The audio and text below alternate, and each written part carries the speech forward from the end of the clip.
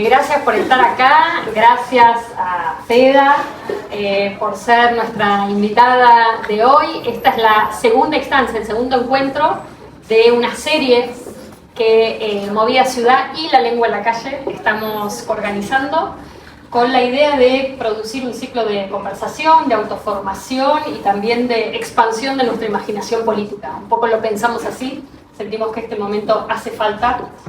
Y que, bueno, es en estos lugares donde la podemos nutrir también, ¿no? En conversación con las cosas que ya estamos haciendo. Conozcan a Feda, es curadora, es escritora, fue directora del Palais de Glass, es docente en la universidad pública, tiene varios libros, uno último que es el primero de ficción, que se llama La Flor del Sexo. Aún no lo leí, pero ya por los comentarios que vi me dio mucha intriga. Y por eso estamos muy agradecidas y muy honradas que estés acá. Justamente como a modo de invitación, pero también para levantar un poco la conversación que anda circulando estos días, los partidos de fútbol, la ley de extranjerización de tierras que ayer logramos, parece que se caiga el quórum. El poder del Estado está fuertemente ligado a una idea de monopolio.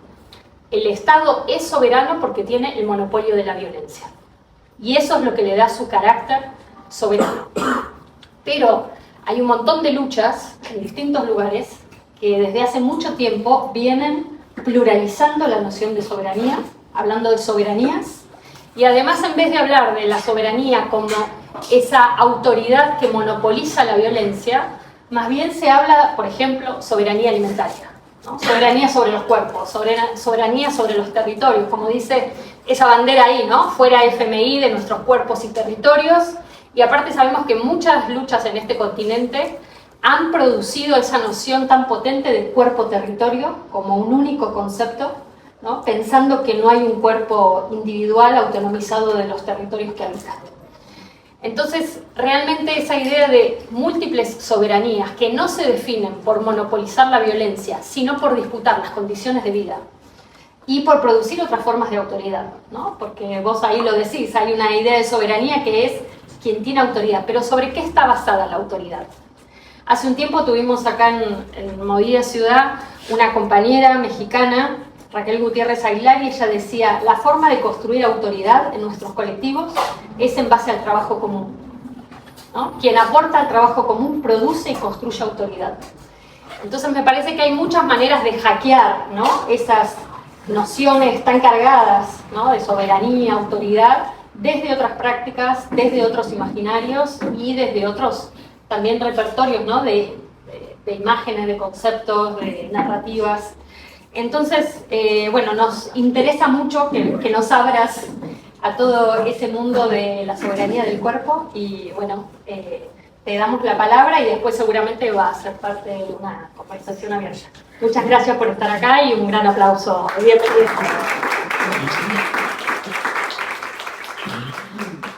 Bueno, muchísimas gracias Vero, muchas gracias Luján también por invitarme, gracias a ustedes por iniciar esta conversación conmigo, la verdad que a mí me pone muy contenta.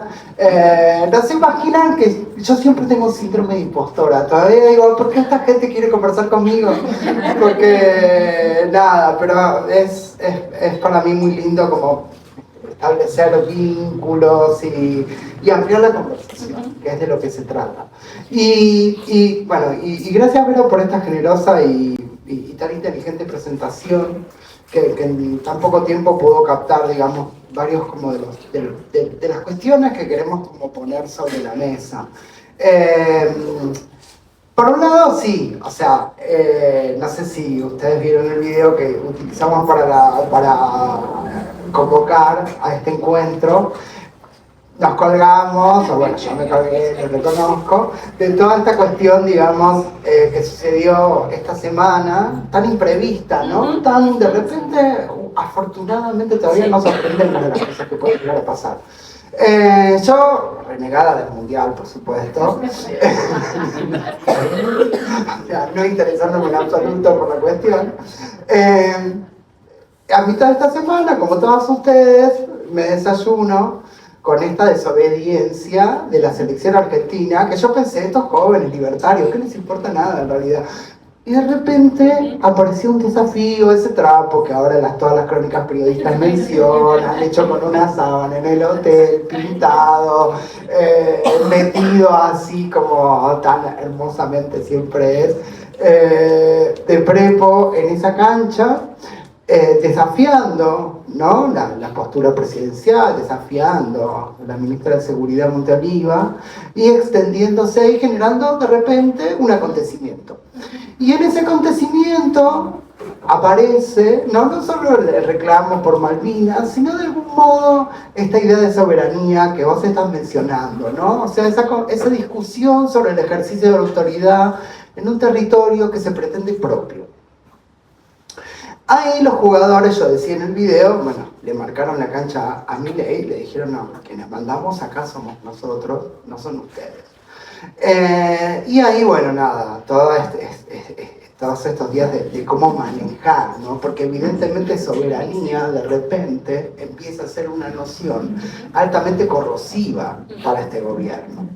¿Y por qué? Bueno, por un lado, por lo evidente, por lo que ya sabemos, ¿no? O sea, vivimos en un estado que está fuertemente sometido al poder global, o sea, que ya no tiene iniciativa, que no tiene decisión, que ha elegido desproteger a su población, o sea, que se ha inclinado fuertemente por todo lo que es, digamos, estar en contra de sus propios intereses en términos más amplios, ¿no? No solo intereses económicos, sino intereses, digamos, de la subsistencia concreta de estos cuerpos sobre esta tierra que hoy conocemos como Argentina, ¿no? Y muy interesante lo que vos decís, Vero, o sea, qué tan disociable es la existencia de esos cuerpos en torno a un territorio, o cómo pensamos que realmente en realidad es ese territorio lo que define esos cuerpos. A mí, obviamente, siendo una persona trans, me ha tocado emprender una travesía para encontrar mi propio territorio en distintas intersecciones que me hicieron posible tener simplemente una imagen de mí misma. Entonces, esa travesía se ha alimentado, y lo cuento porque es siempre un acontecimiento colectivo, a partir de recuperar ese territorio que había sentido fragmentado, dividido, casi hundido y destrozado, que de pronto hace una imagen de sí. Obviamente lo que estamos intentando, y también en la presentación vos lo señalaste muy bien, es desplazar ese concepto de soberanía, tensarlo, sacarla de la historia masculina, de la historia con mayúscula, de la historia de las batallas de los estados y de las naciones, para arrimarlo a unas historias transfeministas que encuentran en la soberanía una otra discusión sobre la autoridad. Y efectivamente, autoridad es el término que se hace presente, ¿no? Es decir, cómo se ejerce la autoridad. Una de las cuestiones que a mí también me ha marcado mucho es esa idea de la autoridad, ¿no? Es decir, cómo se construye y cómo genera, y cómo se genera el poder a partir de esa discusión, ¿no? Y antes no, en realidad, hablando de esto, pero hablando de esto de otro modo, yo les traje un pequeño caso, porque bueno, la historiadora del arte. A ver, ¿esto cómo funciona? De la compu. Ah, de la compu. Flechita. Gracias. A veces me necesita que le explique lo básico. Ay, sí. Hay muchas flechitas. Esta. Ahí o con el... A ver si ahí vamos. Perfecto. Ahí está. Perfecto. Bueno, yo un poco para iniciar esta conversación quería traer un caso que estuve trabajando en algunas clases, que es el de Liliana Maresca, la artista argentina Liliana Maresca.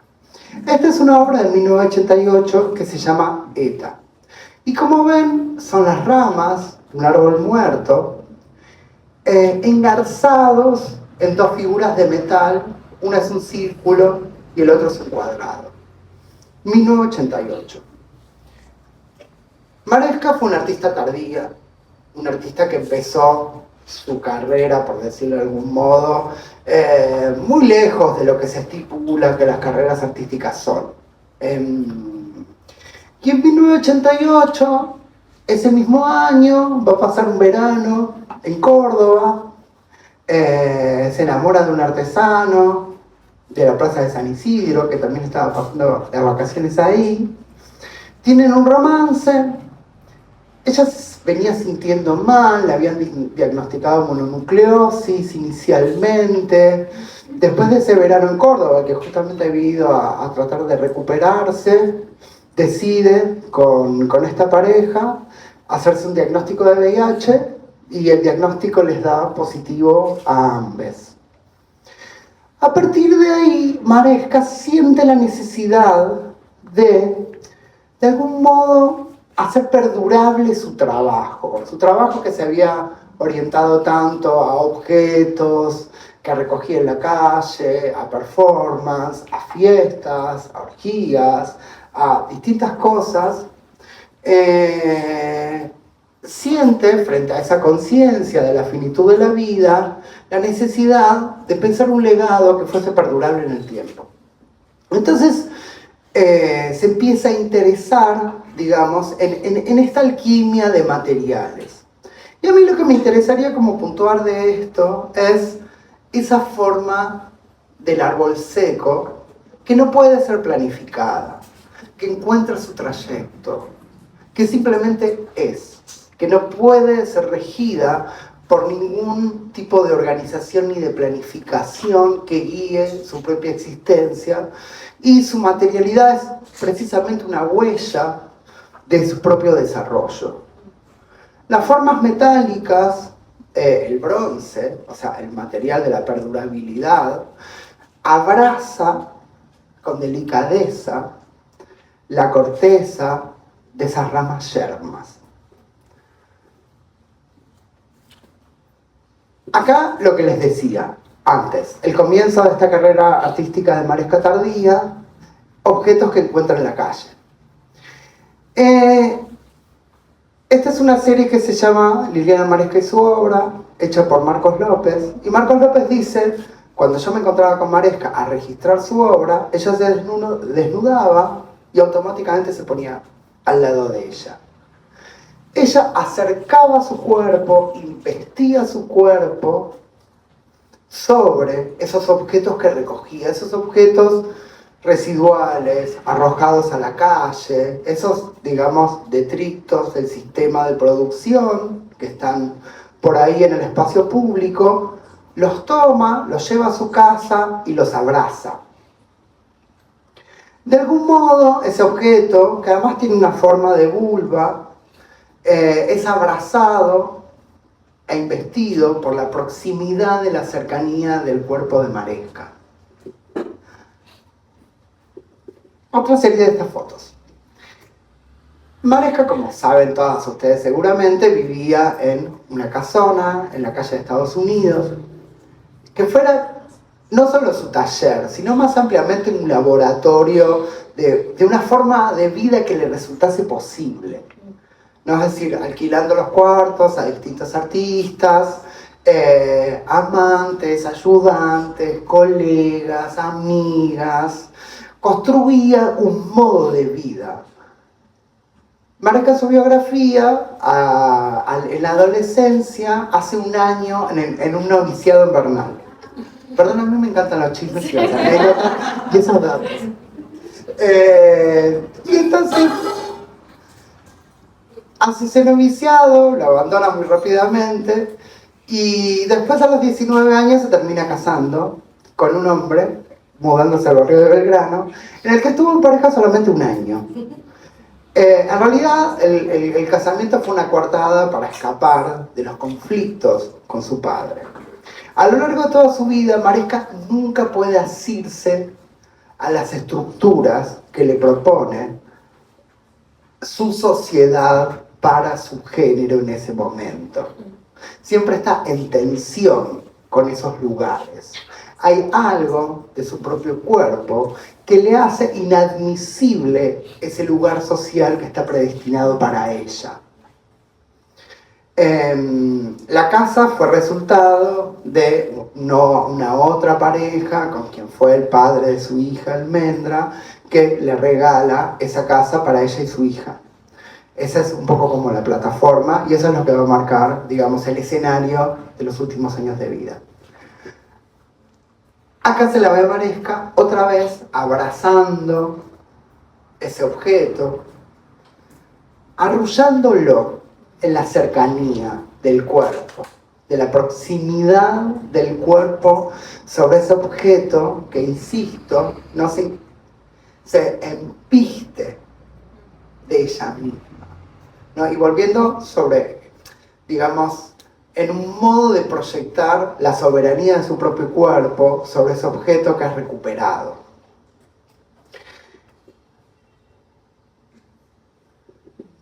Haciendo un salto en el tiempo, vemos en esta otra serie de fotos,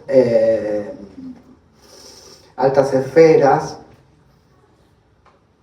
la presencia del cuerpo de Maresca sobre el friso de la historia.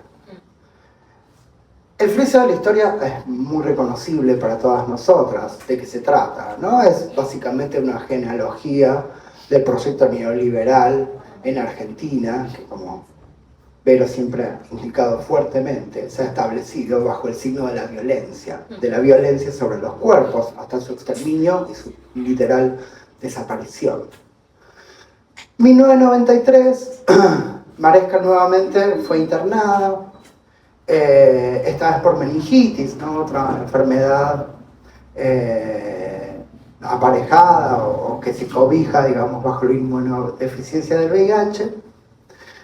Y posa ese cuerpo, un año después ella se va a morir, sobre ese friso de la historia, proyectando otra vez su proximidad frente a esta genealogía.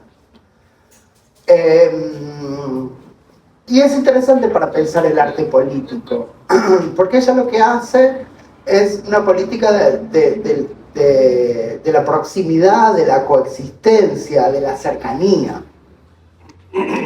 Lo hace del modo en que también nos han enseñado a hacer, que es a partir del arrullar, del cobijar, del ser próximas a eso otro que se encuentra amparado.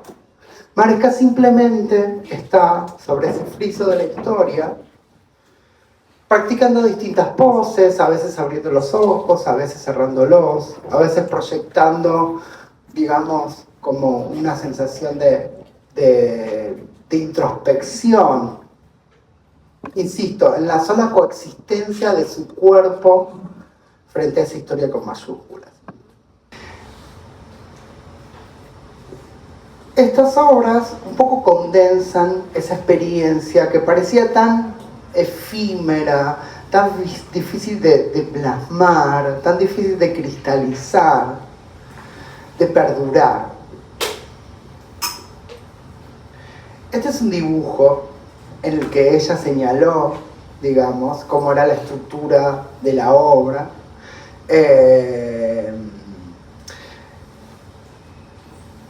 Que marca un poco como ese encuentro, ¿no? Y en esta otra imagen se ve, insisto, esa delicadeza con que esa estructura de la permanencia logra abrazar ese otro material, esa otra entidad, ese otro ser que simplemente tiene la configuración que le dio la trayectoria de su crecimiento.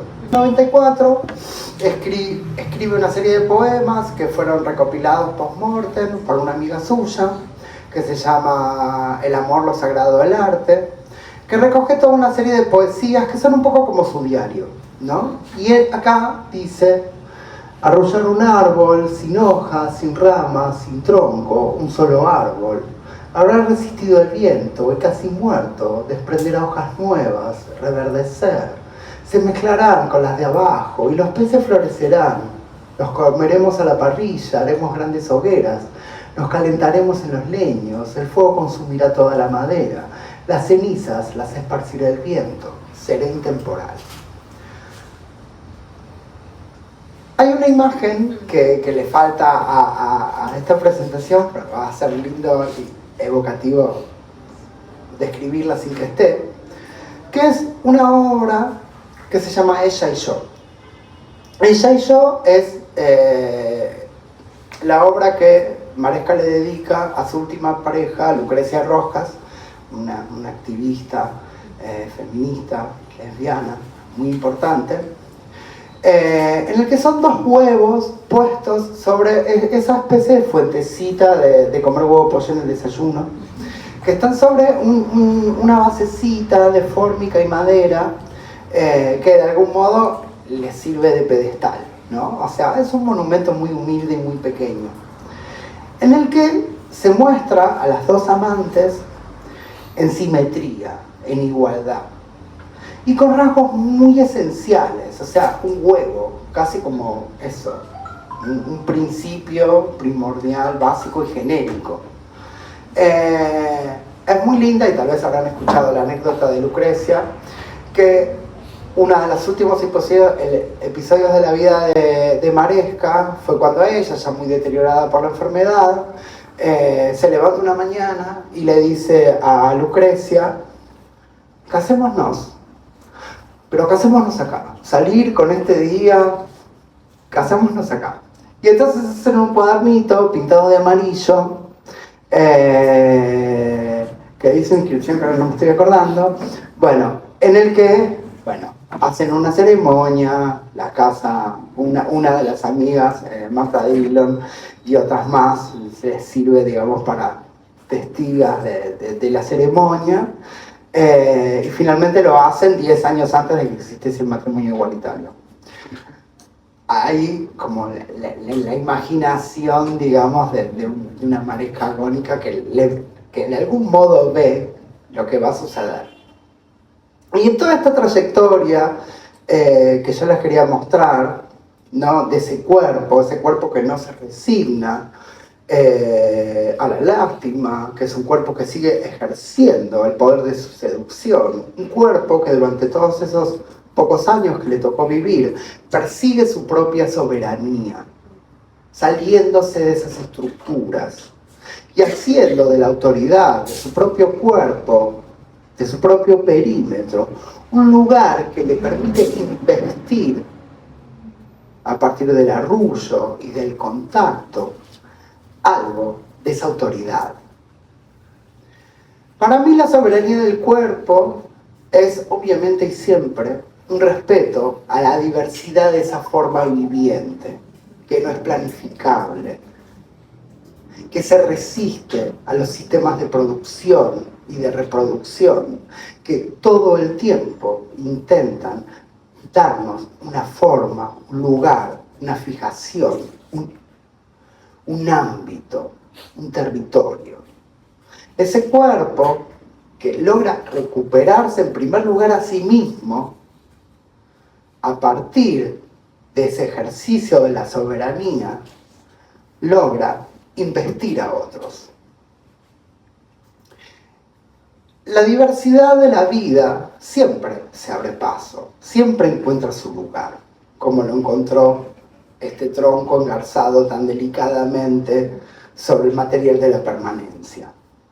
Y todos sus gestos, sus acontecimientos, siempre marcan la historia, pero la historia que nos interesa, que es nuestra historia. No es la historia con mayúscula, no es la historia de, digamos, de los estados-nación, no porque no nos interesen, porque son las plataformas de discusión, que obviamente siempre vamos a reclamar, sino porque es la historia de esas trayectorias vivientes que lograron dejar una impronta. Hoy, ver la obra de Maresca y pensar de nuevo en esa genealogía del friso de la historia, del proyecto neoliberal que se ha implementado a base de la violencia sobre los cuerpos, desde nuestro punto, digamos, en el tiempo, para mí depara muchas enseñanzas, estrategias, y también un compromiso para seguir proyectándolo sobre el futuro. Ese como decía Suelinor Rolnik, ¿no? Ese punto de implementación del neoliberalismo, que fue una violencia sobre los cuerpos, y que también fue lo que ahora se presenta de un modo cada vez más rotundo y más presente, de que el capitalismo adoptó una manera en la que ya ni siquiera el consumo es su institución básica y central, sino que su economía financiera, como ampliamente lo demuestra hoy la Argentina, con un 70% de personas endeudadas, con 7 millones de personas en el veraz, es la recuperación momentánea de nuestro cuerpo. O sea, ya no alcanza con ser inquilinas. Somos inquilinas de nuestro propio cuerpo, de nuestro propio cansancio, de nuestro propio deseo, de la propia extenuación del organismo viviente que somos y nos sostiene. Hoy, todo el tiempo, estamos pagando ese derecho a simplemente estar. O sea, esa potencia financiera que tanto disfruta este gobierno es la que se ha instaurado y se ha presentado con muchísima claridad. Y el retiro del Estado en todas las esferas, pero particularmente en la educación y en la salud, no ha hecho más que redoblar los esfuerzos por sostenernos y darnos aún una menor cuota posible de tiempo y de existencia. Lo que yo estoy diciendo obviamente no es nada nuevo, pero hoy claramente, o sea, nuestros cuerpos y nuestros territorios, lo que está siendo tensionado hace ya bastante tiempo y hoy encuentra su punto de paroxismo es indudablemente ese avance sobre el territorio último del límite de la corporeidad y su imposibilidad de investir en otras relaciones, en otros contactos, en otras cercanías, la discusión por el ejercicio de la autoridad.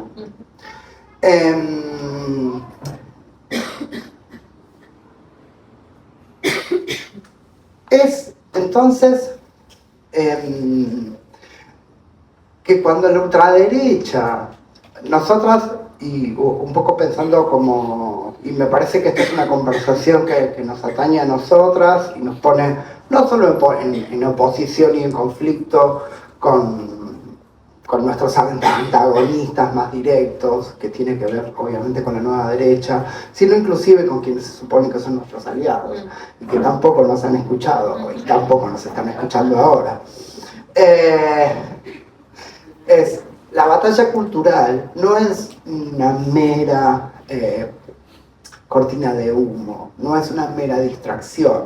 Aunque ahora está en crisis, aunque estadísticamente muchos de sus puntos se estén debilitando y cada vez más, la batalla cultural es el punto en conflicto sobre la capacidad de desenvolvimiento de esa diversidad de la vida que abre su paso.